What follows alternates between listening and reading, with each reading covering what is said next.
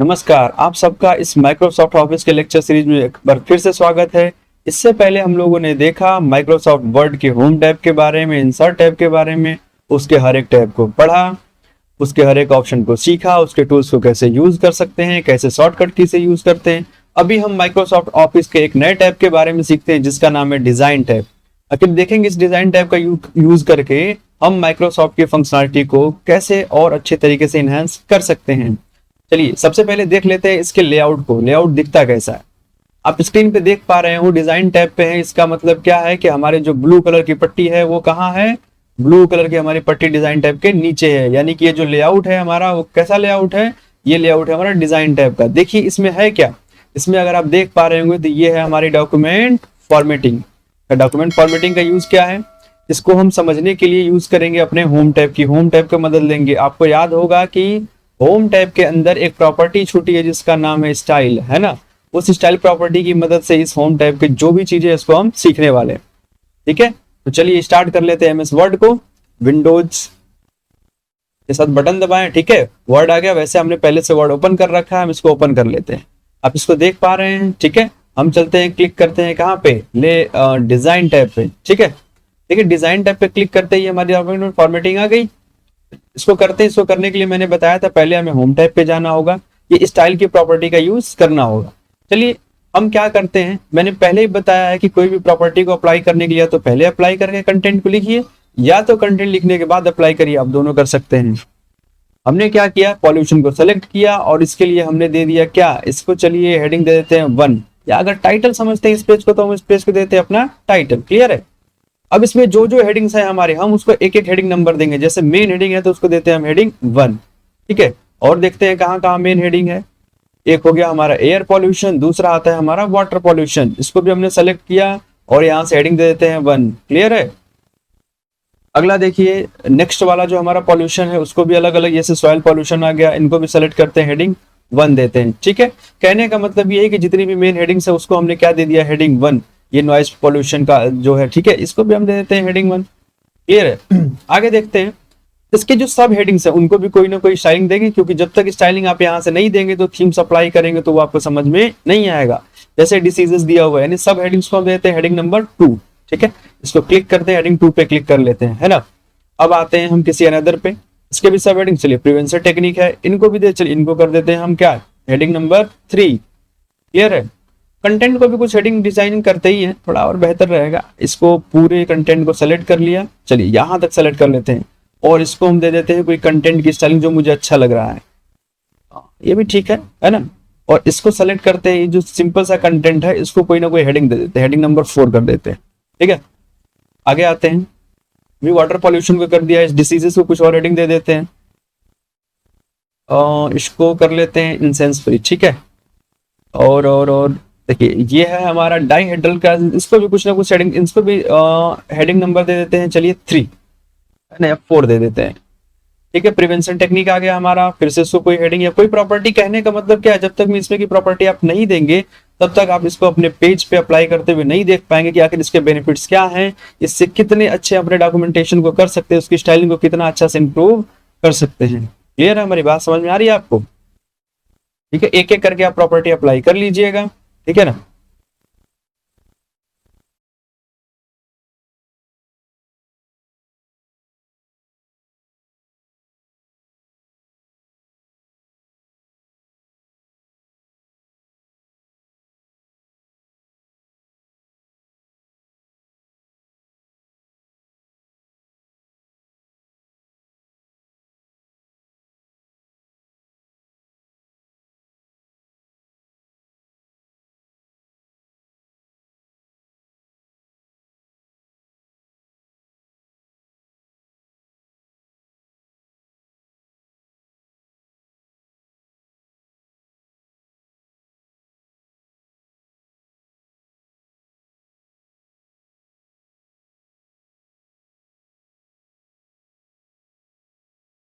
जी हाँ, हमने देखिए सारी स्टाइलिंग कर ली है। अब हम क्या करेंगे, इन स्टाइलिंग को अंडरस्टैंड करने के लिए चलेंगे डिजाइन टैब पे। अब चलिए इसमें से थीम पिक करते हैं।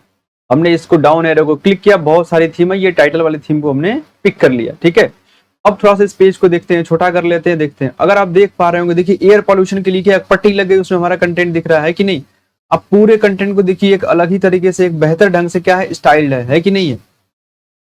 देख पा रहे होंगे कि आप इस डिजाइन टैब के डॉक्यूमेंट फॉर्मेटिंग को यूज कैसे करते हैं। इस डॉक्यूमेंट फॉर्मेटिंग को यूज करने के लिए हमें जाना पड़ेगा कहाँ पे, अपने होम टैब के स्टाइल ऑप्शन को। ठीक है, आपने इसको देखा, इसको कैसे यूज कर पाते हैं आप। उसके अलग अलग स्टाइल को यूज करेंगे। चाहो तो आप थीम्स को भी बदल सकते हो। चलिए मैं इस थीम को बदल लेता हूं। मैंने ये अलग थीम ले लिया, देखिए कलर बदल गया है कि नहीं। इसमें कलर कॉम्बिनेशन भी आप बदल सकते हो, जैसे हमने ये ले लिया, देखिए कलर कॉम्बिनेशन बदल गया है ना। फंड को भी एडजस्ट कर सकते हैं इसमें आप, देखिए ऑफिस फंड, ठीक है, अलग अलग ऑफिस का फंड दे रहे हैं आप, कैलिबरी है, ठीक है, एरियल है, तो ये सारी चीजें दे करके भी इसको बदल सकते हैं, जो हम लोगों ने होम टैब में ऑलरेडी पढ़ रखा है। इसको समझने यहाँ से बेहतर है कि हम इसको ऑलरेडी पढ़ चुके हैं, वो भी कहाँ पे, अपने होम टैब में है ना, पैराग्राफ और लाइन स्पेसिंग के बारे में। ठीक है, इसको और बेहतर से समझने के लिए जब हम प्रोजेक्ट बनाएंगे, उस प्रोजेक्ट में आप देखेंगे एक प्रोजेक्ट की आपको सीरीज ही मिलेगी, उस सीरीज में सारे प्रोजेक्ट्स को देखेंगे। और अगर आप चाहते हैं कि इस MS ऑफिस के पूरे वीडियो को बेहतर ढंग से एकदम एडवांस लेवल तक सीखें, तो लेक्चर्स देखने के बाद जितने सारे प्रोजेक्ट्स हैं उसे जरूर बनाएं। अगर आप प्रोजेक्ट बनाते हैं तो ही इस लेक्चर को बेहतर ढंग से सीख पाएंगे। आगे देखते हैं इस 3 ऑप्शन, जिसको पेज एंड बैकग्राउंड, जो पेज बैकग्राउंड प्रॉपर्टी है, उसे कैसे एडजस्ट करते हैं। वाटरमार्क क्या होता है, वाटरमार्क वो पार्ट होता है हमारे पेज का जो क्या होता है, स्लाइटली हिडन होता है, लेकिन वो क्या होता है, हमारी आइडेंटिटी को बताता है। सपोज मान लीजिए जिस संस्था में हैं हम, या जिस संस्था के लिए, जिस इंस्टीट्यूट के लिए, जिस यूनिवर्सिटी के लिए हम बना रहे हैं, उसके लिए हमें क्या करना होगा, वाटरमार्क डिजाइन करना होगा, है ना। तो इसमें कई तरीके के वाटरमार्क हैं, वो कस्टम पे चलते हैं। ठीक है, पहले हम सेलेक्ट करते हैं टेक्स्ट, ठीक है, और यहाँ पे लिखते हैं क्या, वज्र विद्या। ठीक है, वज्र जो हमारे क्या है, चैनल का नाम है। क्लियर है। अब इसको हम अप्लाई करेंगे, देखिए साइज ऑटो कर दिया है, अभी आप साइज को भी एडजस्ट करेंगे। अप्लाई करके हम क्या कर देंगे, इसको देखते हैं, है ना। ये देखिए वज्र विद्या आपको दिखाई दे रहा होगा। अब इसमें कोई प्रॉपर्टी नहीं लग पा रही है, कंटेंट सेलेक्ट होगा क्योंकि ये बैकग्राउंड की प्रॉपर्टी है ना।